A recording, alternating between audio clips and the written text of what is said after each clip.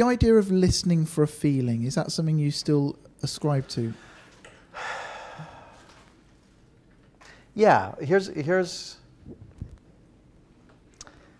how I notice it today, is I'm either listening to the world out there, or I'm listening to the noise in my head, or somewhere on that spectrum. So if you're talking and I'm listening to you as best I can, and I'm able to pay little attention to the noise in my head, then I'm going to be listening for a feeling, or listening from a deeper feeling. Yeah, the question I was going to ask was, are you listening for a feeling out there or in here, or both? Well, my experience is that when I'm not attending to the noise of my own thinking, my own feeling state is likely to settle down into something deeper. And then I'll kind of connect with another human being at a level deeper than what I think of rapport as being, at a level of kind of felt connection with another human being, another person. And so that's how it seems to me. And what it looks like is that felt connection, I think of it almost like a conduit that information can pass through. So if I'm up in my head and not really present, not really listening to them, there's not much that can get through that. The conduit's quite narrow.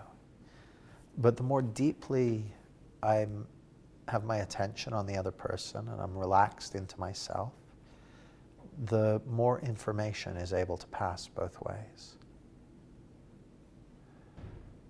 So a person can really hear what I'm saying in a way that they might not be aware of if I'm not present.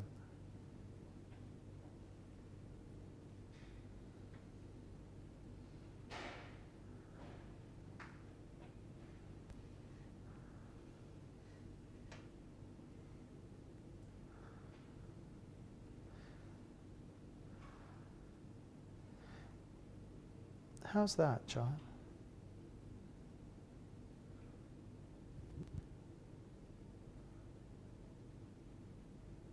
Both and neither, then? Glad I could help. Sorry, John, what was that? I said both and neither.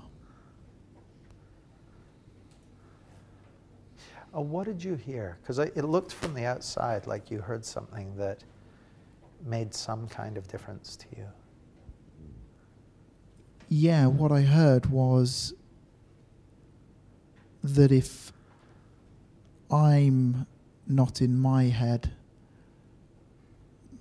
it would be great if they weren't in their head either, that I will hear probably my own feeling and their feeling better, and that may open a channel for connection between us. Yeah. That's how it looks to me. And in general, this isn't always true, but in general, the person with the greatest clarity in the moment is going to draw the other person in.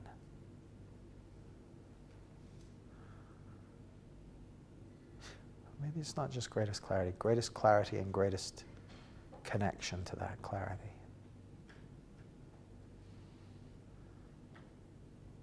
Will draw the other person in that direction. People naturally tend to move in the gravitate towards sanity. Just like, have you ever been to a party and you see someone, or a bar or something, and you see someone who's clearly nuts? You notice how you kind of, or they're maybe talking to you and you're like, anyway. It's almost like an instinctive thing. And if you see someone who, by the same token, we tend to move towards people who are clearly sane. And by clearly sane, I mean It